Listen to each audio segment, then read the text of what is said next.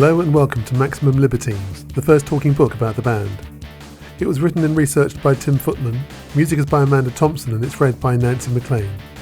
You can check out our full catalogue on our website at www.chronedreams.co.uk. No, not at all, no. It was always a rough ride, really. Turbulent, yeah. But no, we didn't form in Filthy McNasties, we formed in the diner. We formed in various basements in North London. Until the early 1960s, when Elvis was still beautiful, rock and roll was something that only Americans could do well, British rockers like Cliff Richard and Tommy Steele were cheesy, family-friendly vaudevillians compared to the crazed, adrenaline-charged likes of Gene Vincent and Little Richard. Then came the Beatles and the Stones and the Who and the Kinks and the Small Faces and Pink Floyd and Led Zeppelin and Black Sabbath, and Britain was no longer the poor relation. There were later British bands that captured the global imagination, of course, from the Clash and the Sex Pistols in the 1970s to Coldplay and Radiohead in later years. But by the turn of the millennium, the constant stream of innovation and attitude that had characterised the best of British rock seemed to have dried up. It wasn't just the fact that Britain's importance in the music industry had declined. It seemed that the core signifiers of rock groups, the dissolute gang mentality, frenzied, passionate frontmen, crunching rhythm sections, guitars that go beyond 11, had become passé. Kids were more interested in samplers and beats per minute. If they were interested in music at all, that is. But throughout the nation, there were little islands of romance. Young people who treasured the inheritance of the Beatles and the Stones and the Clash and the Smiths, and wanted to keep it alive. Each of these bands had at their core a relationship between two young men. Veering wildly between love and loathing, the complex dynamics provided the songs and the attitude that made the bands special.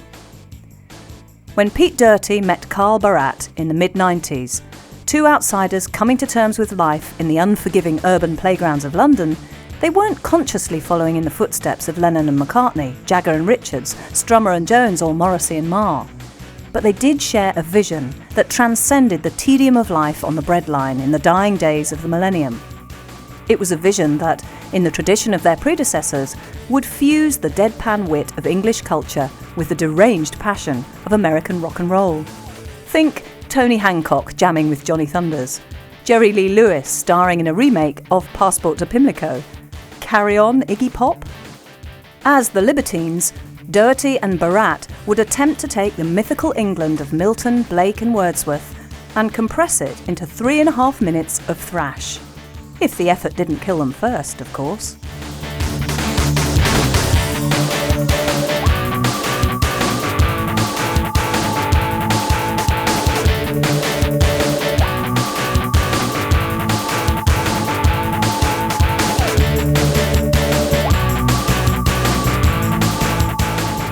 We had a residency at Filthy McNasties. We had a residency at this tourist trap in Soho called Jazz After Dark.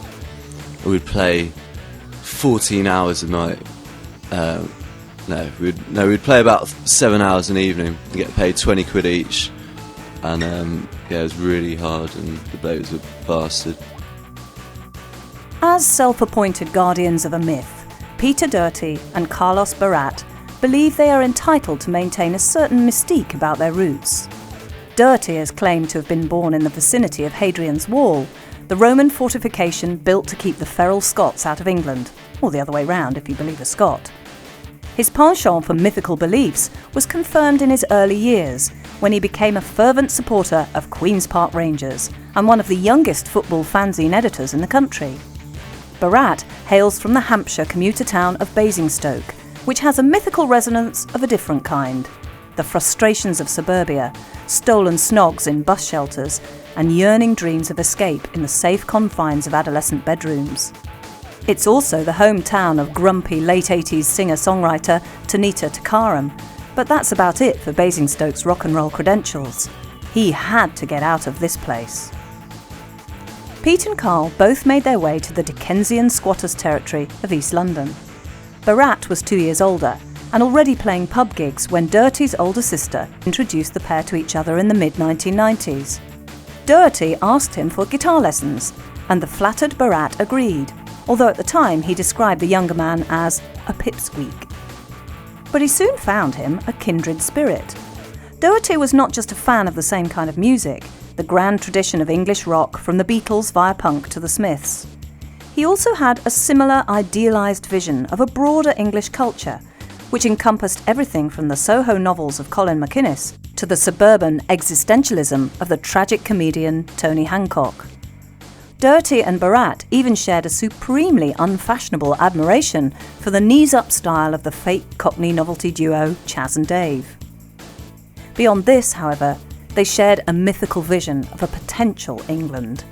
It shared some of the ideals of the poet William Blake, who hated the effects of the Industrial Revolution and saw the English countryside as a potential Garden of Eden.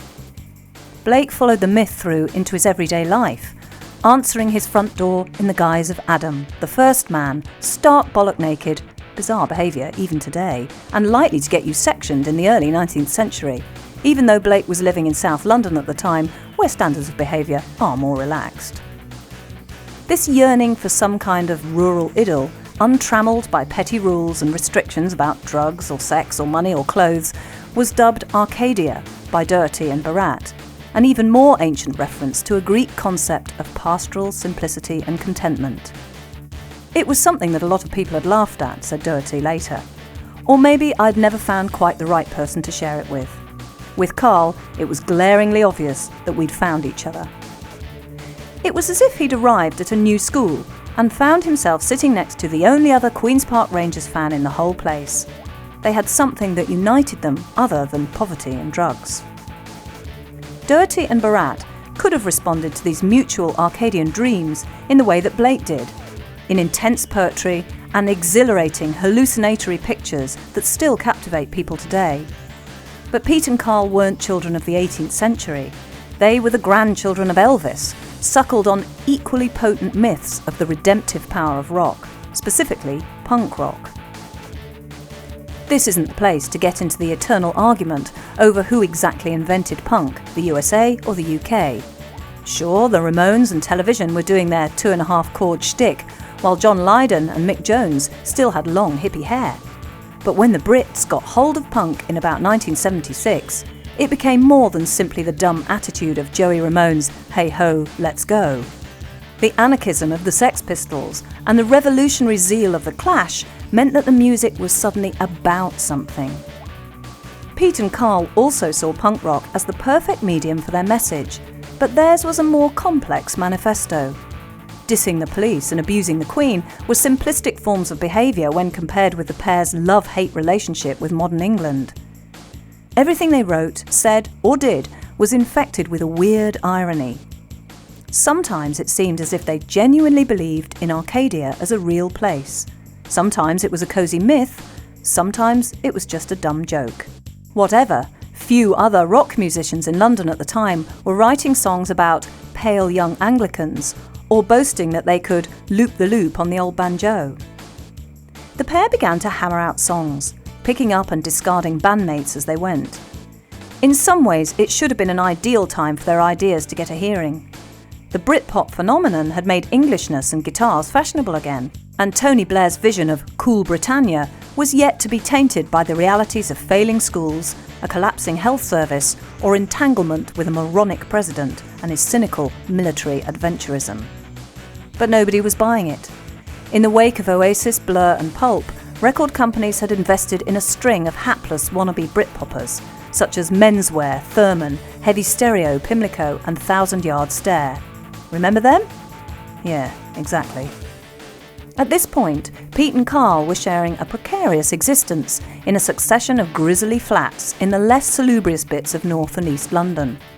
Apparently, one berth on the Holloway Road had to be vacated when their female flatmate emptied a tin of cat food on Carl's head and then attempted to knife Pete to death. Moving to a Stoke Newington squat, which they shared with a self-professed wizard, seemed more attuned to their quest for Arcadia. But it still wasn't exactly the big time. By this stage, the band had become the Libertines, a word suggesting not just freedom, but wickedness, deviance, debauchery, that classic four-pack of sex and drugs and rock and roll. It's also a word that crops up throughout English history, having been applied at various times to the religious sect known as the Ranters, the 17th century poet John Wilmot, Earl of Rochester, the 18th century Hellfire Club, and the 20th century Satanist Aleister Crowley, beloved of Led Zeppelin and Marilyn Manson. It was a name that dripped with connotations. Freedom was the freedom to be bad. They had the songs, they had the beliefs, they had a band of sorts, and they even had a name to put on the posters. Now all they needed was a side order of luck as well.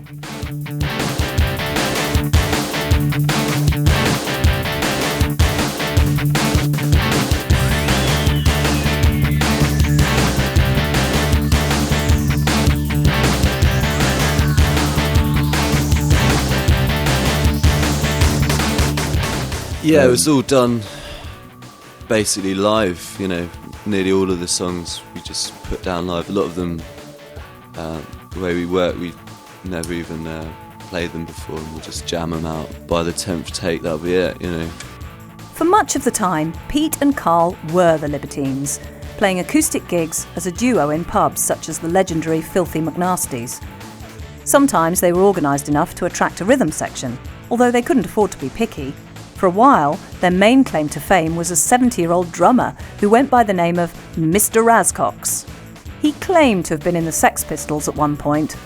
Pete and Carl sometimes felt like believing him. Eventually, the Libertines stabilised as a four-piece, sadly without the legendary Razcox. London-born bass guitarist John Hassell and American drummer Gary Powell provided the propulsive energy that helped the songs cut through the clinking of glasses and the alcoholic dulling of senses. The band was even promising enough to attract a manager, the delightfully named Banny Pushy. With Banny providing a modicum of business sense to counterbalance Pete and Carl's fusion of Arcadian mysticism and rock attitude, the Libertines started to seem like a serious proposition to the record business.